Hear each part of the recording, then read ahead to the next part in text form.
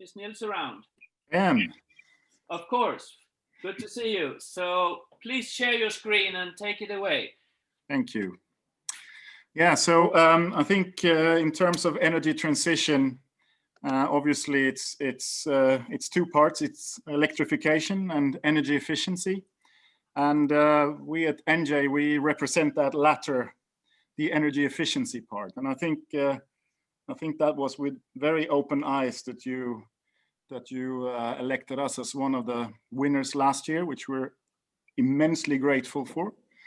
It's actually quite interesting because we have a very clear result of what we used the money for. So for quite a while we've been looking at how to maintain our production in Sweden. That's been one of our main goals over the startup period. And the winnings from Startup for Climate made it possible for us to kick off our journey towards an automated laser welding production line with industrial robotics.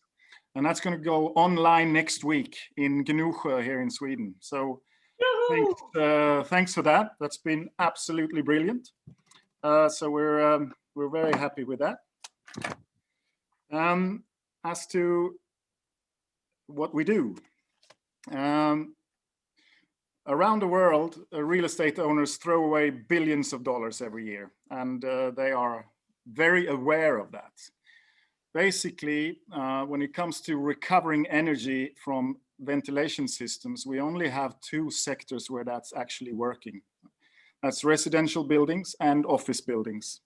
Apart from that, basically any other sector will have to throw away most of the energy that they produce in terms of heat or cooling or whatever it is. And the problem is that when you have clean air, energy recovery is possible. So, and with clean air, we deem things where basically dust from people and carpets and so on is the worst pollutant. But where you have harder pollutants, energy recovery is impossible because the current technical equipment will be wrecked by the pollutant, clogged and destroyed. So you can perhaps now start understanding what it is we're doing. We've produced the next generation heavy-duty heat exchangers for polluted airstreams. So basically, what we have is a hardware. It's a heat exchanger, and connected to that, we also have software with IoT connectivity, where we can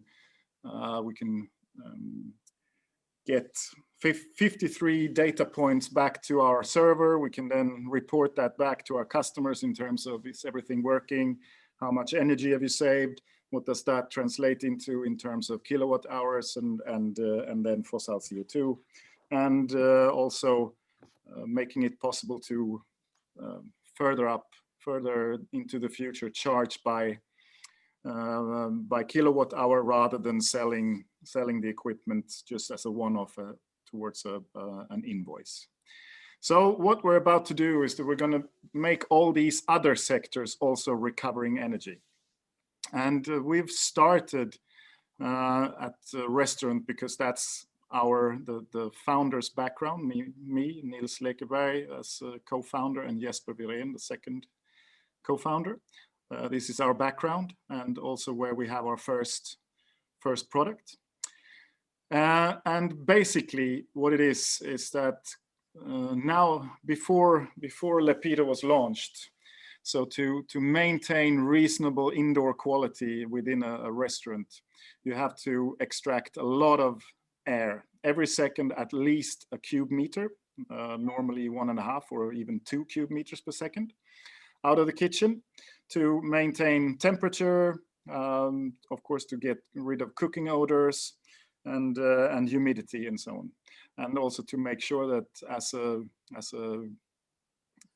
customer to a restaurant that you don't smell of fried fish when you've been for lunch. So currently, with the grease going up through that duct system, you can't get to that energy, the warm energy that's inherent in that exhaust air. And that's what we're unlocking in this first with this first product. So as an example, today 280,000 kilowatt hours would go in the before example to heat the makeup air that you, so if you take out a cube meter per second, you have to put a cube meter per second into the building. And if it's -12 outside, you can realize that that's going to take quite a bit of energy to move that up to 18 or 20. So what we do is that we give you a lot of that back. So about 150,000 kilowatt hours we can recover from this, which means that your requirement from the grid is, well, more than halved. So that's, of course, then if you, let's say you have a Swedish krona per kilowatt hour, you'll save about 15,000 euros a year.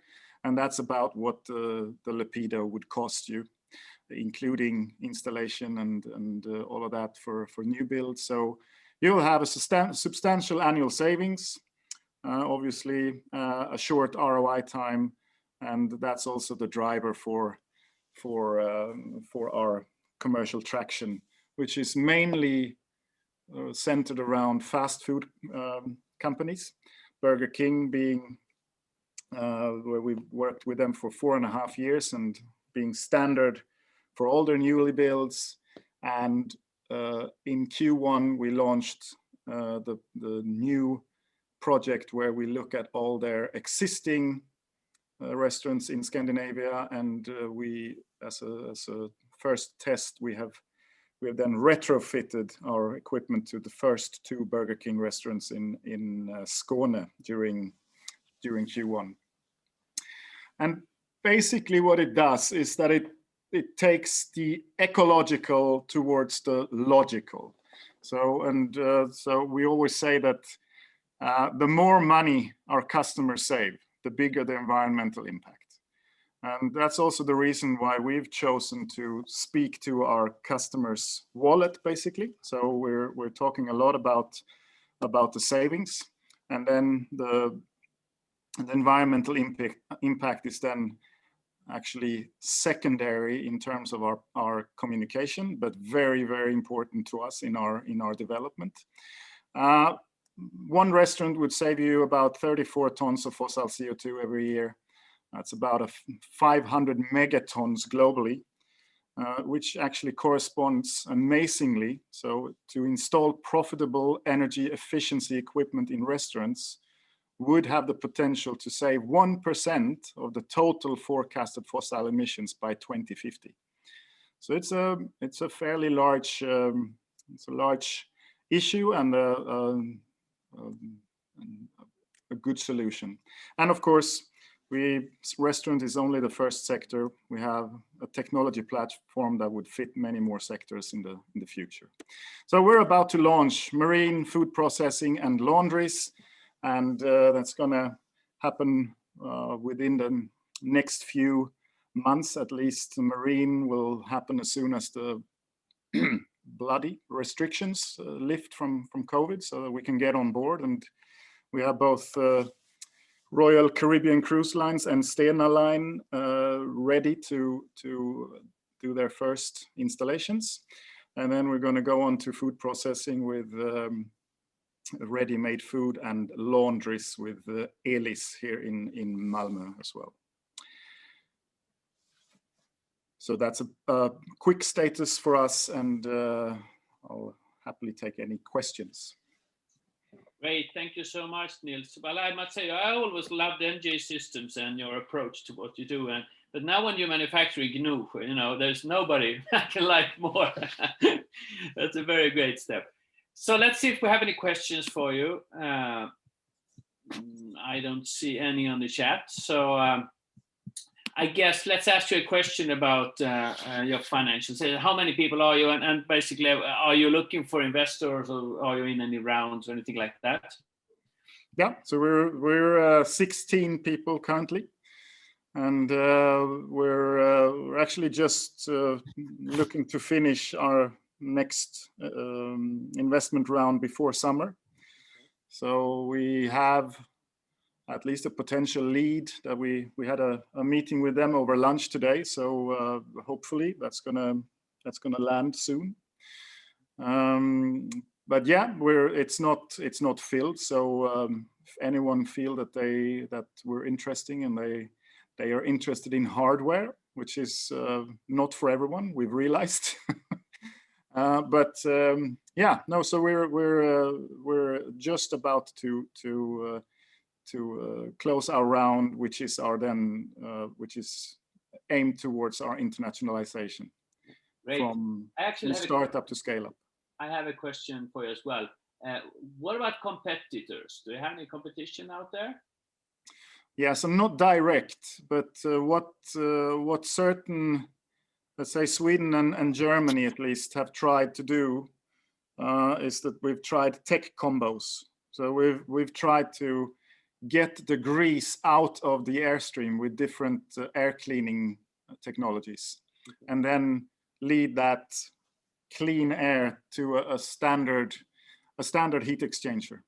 It's just a problem. The big problem is that none of these air cleaning technologies are robust enough to take enough grease out of the airstream. So the grease does still end up in the technical equipment, and it's just not made for that. So it's a big issue.